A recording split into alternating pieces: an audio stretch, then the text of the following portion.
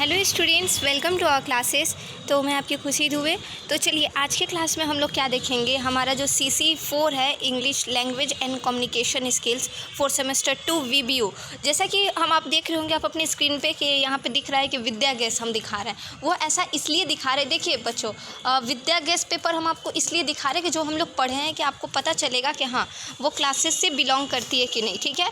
और हम आपको वहाँ से कुछ क्वेश्चंस दिखाना चाहते हैं। देखिए क्वेश्चंस वगैरह देखने में कोई दिक्कत नहीं है, लेकिन हाँ अगर कोई बच्चा ये कहता है कि मैम हम डेफिनेटली सारा क्वेश्चंस गेस्ट पेपर से करके जाएं, तो क्या वो आएगा? नहीं, अपना सेंस आपको यूज़ करना है, क्योंकि कभी भी आपके सिलेबस में कोई चीज़ मेंशन नहीं है कि पैराग्राफ राइटिंग कौन सा करना है, क्या करना है। तो उसके लिए आपको अपना दिमाग यूज़ करना होगा, ठीक है। इसीलिए मैंने वहाँ पर पैराग्राफ में चाहे प्रीसियस में आपको कॉन्सेप्ट समझाया था, ताकि कहीं से भी क्वेश्चन आए आप उसको बहुत अच्छे से हैंडल कर सकते हैं। तो स्टूडेंट्स ये देख रहे हैं आप 22 से 26 सेमेस्टर 2 के लिए है, कॉमन कोर्स 4 है ये, ठीक है। और ये BSc BCom और जो आर्ट्स है उन सब के लिए है। तो स्टूडेंट्स हम आपको चलिए क्वेश्चंस की ओर लेके चलते हैं, ठीक है। हम आपको दिखाना चाहते हैं, जैसे कि स्टूडेंट्स हम आपको रेमेडियल ग्रामर पढ़ा चुके हैं, ठीक है। उसमें हम आपको दिखाना, उसमें हम पहले ही बताए थे कि जो एरर्स होते हैं वो पार्ट्स ऑफ स्पीच बोले तो noun, pronoun, adjective, adverb, preposition, conjunction, interjection और भी वर्ब, ये सबके 8 के अंदर आते हैं, ठीक है। इन सब के अंदर से क्या क्या मिस्टेक्स हो सकते हैं आपको बताना है, ठीक है।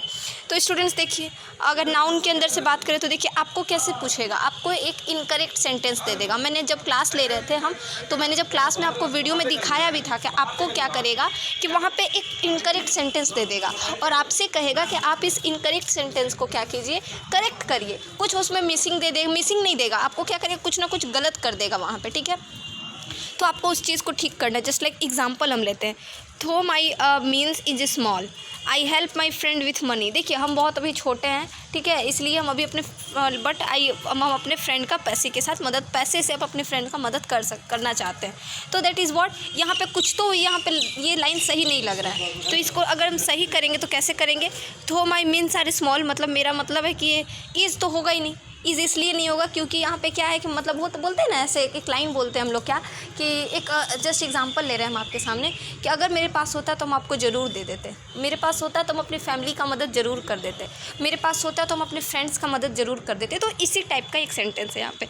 तो आपको इस एक्सप्लेनेशन भी दिया हुआ है कि कभी भी nouns, when the noun means is used in the sense of income और wealth is its always assume the plural form. एक चीज़ याद रखिएगा, हम जब नाउन, उस टाइम रेमेडियल ग्रामर का क्लास आप देखिएगा, वहाँ पर हम सारा PDF, अब कहिएगा आपके पास PDF नहीं है, वहाँ पे सारा रूल रेगुलेशन बहुत सारा हम आपको दिखाए थे। और बहुत ज़्यादा होने के कारण आप लोग कंफ्यूज भी ना करें, तो हम आपको इंपॉर्टेंट एक्सप्लेन भी कर दिए थे। तो देखिए स्टूडेंट्स, हम आपको यही चीज़ कहना चाहते हैं कि कभी भी एक चीज़ मेरा याद रखिएगा, अगर इनकरेक्ट नाउन में दिया हुआ है, अगर नाउन वाला सेंटेंस है, अगर आपको उसमें कह रहा है कि इनकरेक्ट नाउन आपको ढूंढना है, तो एक चीज़ हमेशा याद रखिएगा, कभी भी इनकम बोले तो पैसा वगैरह का बात हो रहा हो, या फिर वेल्थ वगैरह का बात हो, मतलब कि आपकी स्थिति वगैरह के बारे में बात हो रहा हो, उस केस में आपको इज़ नहीं लगाना है, सिंगुलर नहीं लगाना है। हेल्पिंग वर्ब कैसा लेना है आपको, प्लूरल लेना है, दैट मीन आर वगैरह, ठीक है। समझ में आ रहा है हम क्या कहना चाह रहे हैं स्टूडेंट्स? तो उम्मीद करते हैं ये चीज़ आपको क्लियर होंगी। देखिए ये जितना भी आप क्वेश्चंस देख रहे हो ना, ये बहुत इंपॉर्टेंट है, ठीक है।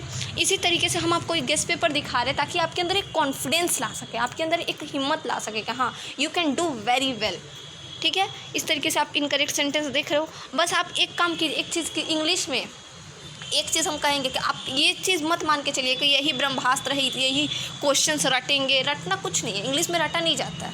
हम आज तक इंग्लिश में कभी रट के एग्ज़ाम नहीं दिए, जितना भी अभी तक, जितना भी ग्रेजुएशन लेवल तक जितना एग्ज़ाम दिया, रट के एग्ज़ाम ही नहीं दिए, समझे हैं हम।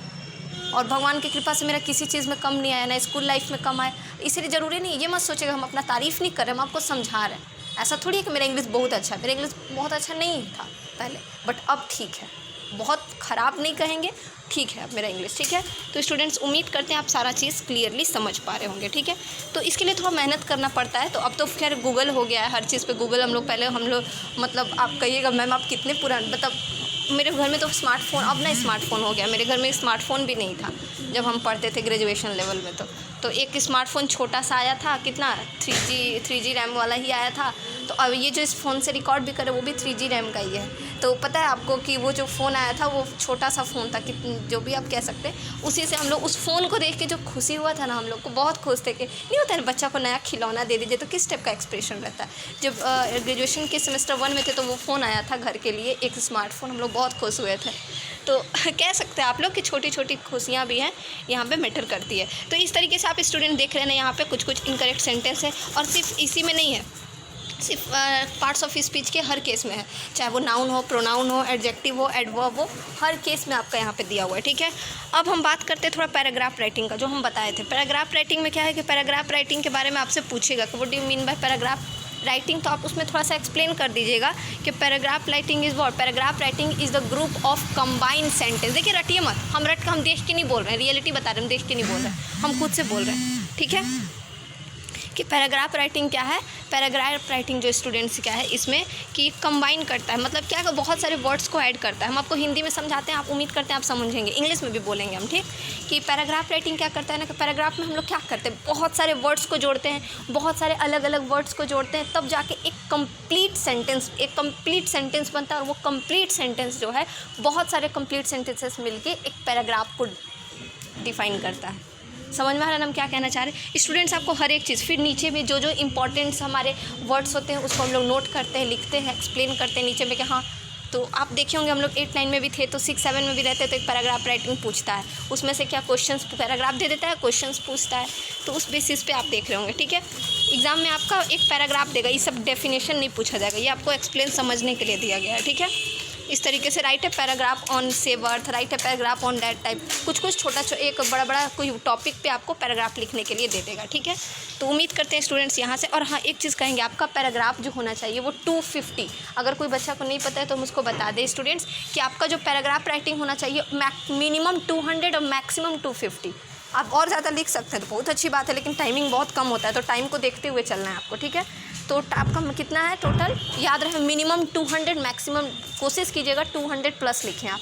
ठीक है, तो चलिए आगे बढ़ते हैं हम लोग। इसी तरीके से आप देख रहे हैं पैराग्राफ राइटिंग, प्रीसियस राइटिंग भी हम बताएं, याद रहे प्रीसियस राइटिंग आपको नहीं छोड़ना है, बहुत बहुत बहुत इंपॉर्टेंट है।